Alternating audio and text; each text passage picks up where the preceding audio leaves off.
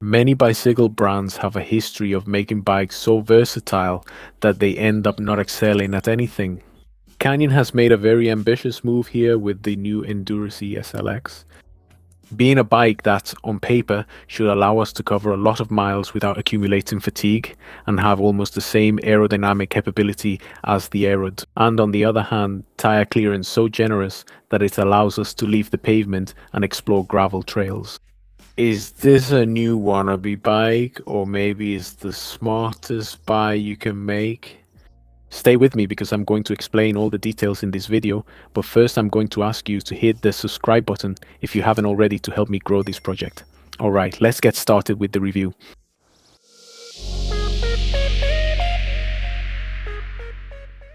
The Endurance has always been part of that category of road bikes called Gran Fondo, where most brands have always offered us bikes that aren't very attractive to look at, built with pretty poor components and very tall head tubes.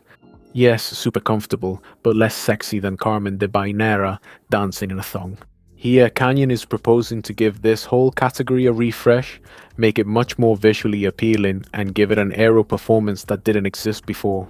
In fact, in tests they've done in the wind tunnel, they've determined that this frame is just 1 watt behind the Aerod, which is a benchmark in the aero world. They keep the relaxed geometry, give it a maximum tire clearance of 38mm, and offer the possibility to directly mount fenders both front and rear. There are different ranges. There's the CFR, the top of the line, the one professionals use to win their classics, and just below that the SLX. This is the one I tested and want to focus on today, as I think it's better suited for everyday use, especially for enthusiasts like us, and it's also more affordable. Subscribe.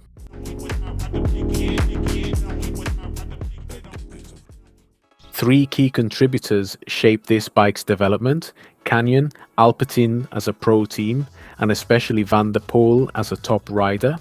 In fact, they've already won some races, some northern classics, those with a lot of changing terrain, some cobblestones, a bit of mud, the typical ones that really wreck your back. And well, for once I'm going to use the brand slogan because I think that beyond marketing, the message is very real, and that's that comfort equals speed, and this bike is designed with that in mind. On paper, it's made so that the cyclist gets to the decisive point of the race in the case of professionals, or to the finish in the case of amateurs, as fresh as possible. That's on paper, as I said. Now let's test it and I'll share how it handles.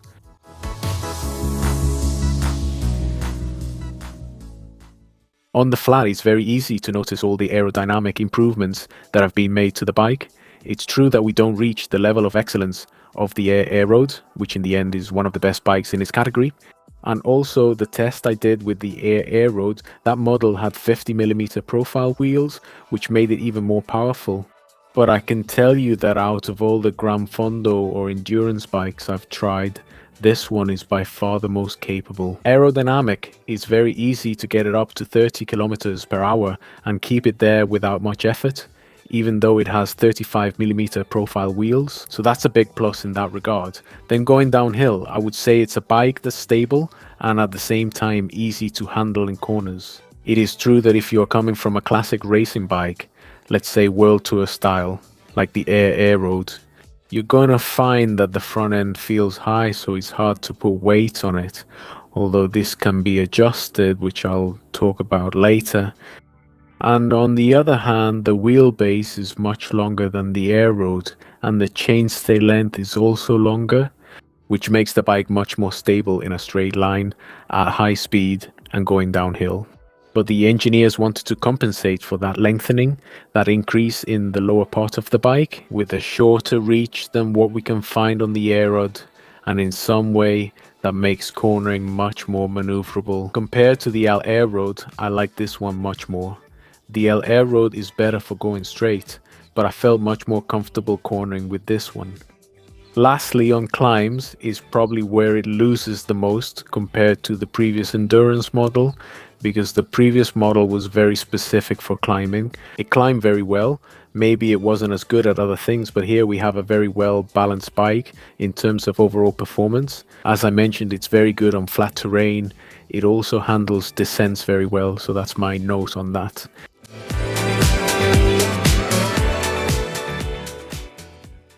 Now that we have the geometry comparison chart here, you'll easily see the changes and the differences between the air road and the endurance. To begin with, the endurance, as I've been saying throughout the video, is designed for a much more relaxed, more upright position.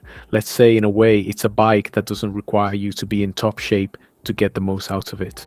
However, the aero has a much longer reach, and this is designed by the engineers so that the bike is not only good in terms of aerodynamic coefficient, thanks to the frame, the fork, the wheels, but also because the rider's position is much more stretched out and therefore cuts through the wind much better. After all, the rider takes up much more space in the air than the bike itself, so the more stretched out you are, the faster you'll go, and the easier it will be to maintain a higher average speed. But of course, on the other hand, look at the position of the lower back, the close angle of the hips is going to make us much more fatigued. Professionals can handle it, but we shouldn't all have to suffer like that. On the other hand, this ENDURACE has a couple of standard features that help us precisely to adapt the bike to ourselves and to accumulate less fatigue. For example, Canyon already gives us short 165mm cranks in size M, for example, okay, to keep that hip angle much more open and not accumulate so much fatigue.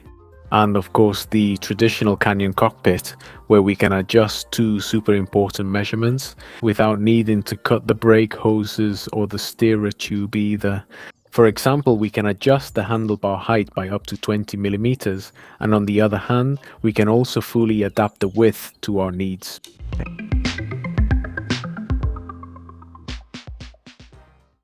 Regarding the weight, let's be clear, this bike wasn't made to be light, it was made to be 100% comfortable. If we check each of the models, we'll see that, for example, this SLX, equipped with DT Swiss wheels with a 35mm profile and 32mm tires. Shimano's Electronic 105, or its rival equivalent from SRAM, is around 8.4 kilos, and then if we move up to the top of the line models, we can find them close to 7.5 kilos. It's clear that having such a cushy saddle like this and a seat post, which even though it's aero, still has the ability to absorb bumps, then a compartment inside the frame to carry tools and so on, are features that make the frame heavier. But I think that for 90% of the users who end up buying this bike, is most likely going to be worth it for them. Carrying half a kilo more on the bike but arriving in better shape at the last hour of the ride is better than carrying something lighter and ending up more exhausted.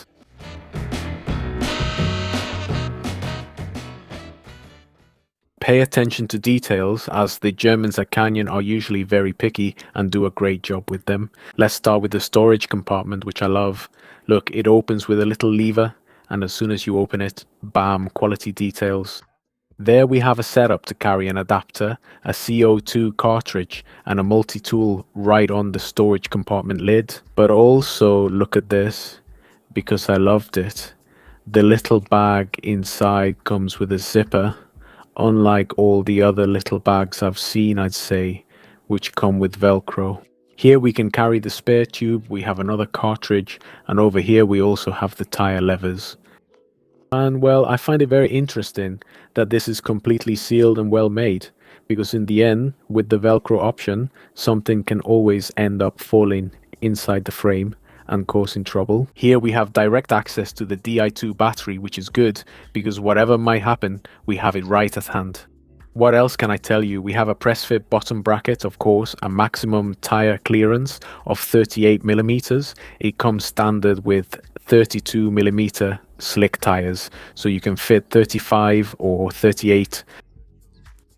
I'll also tell you that since the ISO regulation requires an extra 6mm of tire clearance for all brands, Canyon can officially say this, but I'll tell you myself, you can fit a 40mm tire without any problem. Even a 40mm gravel tire with a tread that's not too aggressive as well. Of course, avoid muddy days, but I insist this is something brands can officially say, but it exists and it's there. Let me tell you that there's also the possibility of installing fenders directly, both front and rear, and they're fenders from Canyon itself, so you don't have to look for compatibility with third-party brands. You can find them directly on Canyon's website. Of course, Installing fenders will give you the option of having a bike that can also be used in the city, but it will limit the maximum tire clearance to 35 millimeters, which honestly isn't a big loss.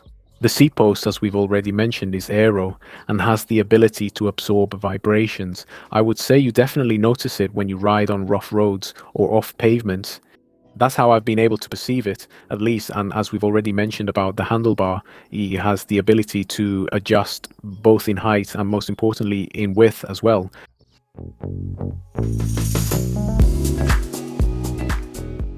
The complete range starts with this SLX7, which comes in two versions. This one you see here is equipped with the Shimano 105 Die 2, or with the SRAM rival with 35mm DT Swiss wheels, and basically as you see it, it's 4,000 euros. Then we take a small step up to the SLX8 at 4,500 euros, where we already find an Ultegra Die 2 group set and the addition of a power meter. And finally the SLX9 at 7,000 euros, now with Dura Ace and a pretty significant upgrade in wheels. Of course, above that we move on to the CFRs, which are basically the competition bikes, you could say.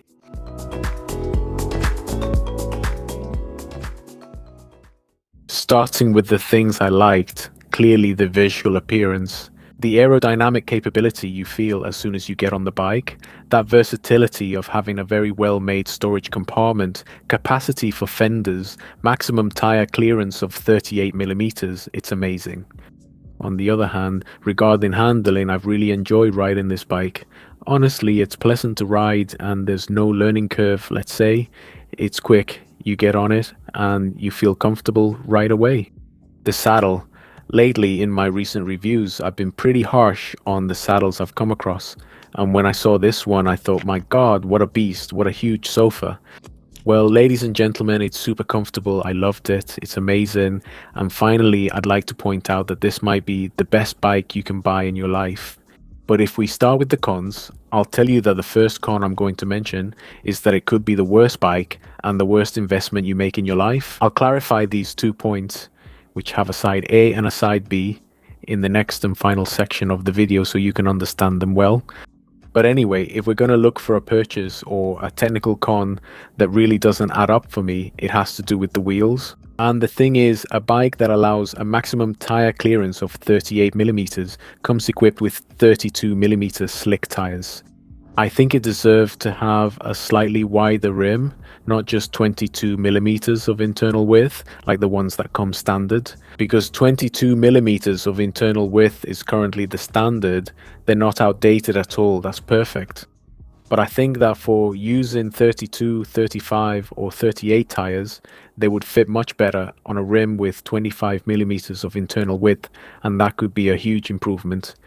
And finally, I want to create a new category of, I don't know, extras that are neither positive nor negative, but they're notes I'd like to make. And to begin with, I want to define what this bike is in terms of gravel. This is not a gravel bike. It's a road bike that occasionally lets you explore off the pavement on some very well maintained trails. Even if you hypothetically put on a 38mm tire, or if you ignore the rules and go for a 40mm gravel tire, I'll give you a clear example. This is not a bike I would ever take on a rough trail, not a chance. Okay, it's a bike that will let you have a little adventure on a very well maintained trail, but that's it, don't ask it for more. And this is connected to another point I want to add. For a bike that's supposed to be comfortable and good for long distances, it's true that its frame is actually quite stiff. You appreciate that on the road, but it works against you on gravel, okay? Because in the end, this bike mainly absorbs bumps through the seat post, but especially because you can use very wide tires and lower the pressure. So I'm not saying at all that it's something that is a downside of the bike. The fact that it's very stiff, but when you take it on gravel terrain, if you have experience with gravel bikes, you really notice the difference. I wanted to make this clear. And finally, the weight. I don't count the weight as a downside because I really believe that in exchange for that extra weight, there are a series of advantages the bike gives us that improve the overall experience. But it's not a light bike and you have to keep that in mind.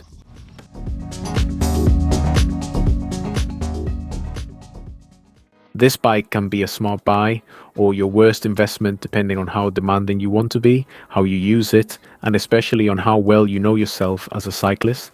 Let me explain. Anything that means asking it to race, I'm talking about the SLX model, I think is outside its scope, both on the road and on gravel. However, if what you're thinking about is occasionally doing an organized ride, exploring some very easy gravel from time to time, or having a premium urban bike during the week with your fenders and so on, I don't know, maybe even taking part in some ultra distance road events with very wide slicks loaded with bags. But above all, to rack up a lot of miles on the weekend without the pressure of, I insist, competition or performance, just enjoyment and looking for comfort. This is a smart buy because it really encompasses many possibilities in a single platform, without falling short in any area and being strong in many others. Like for example, the aero performance, the versatility of the frame to carry storage, being able to mount very wide tires, and so on. So what do you guys think? Leave your rating from 1 to 10 down below in the comments, and I'll see you in future videos. Stay happy. Bye bye.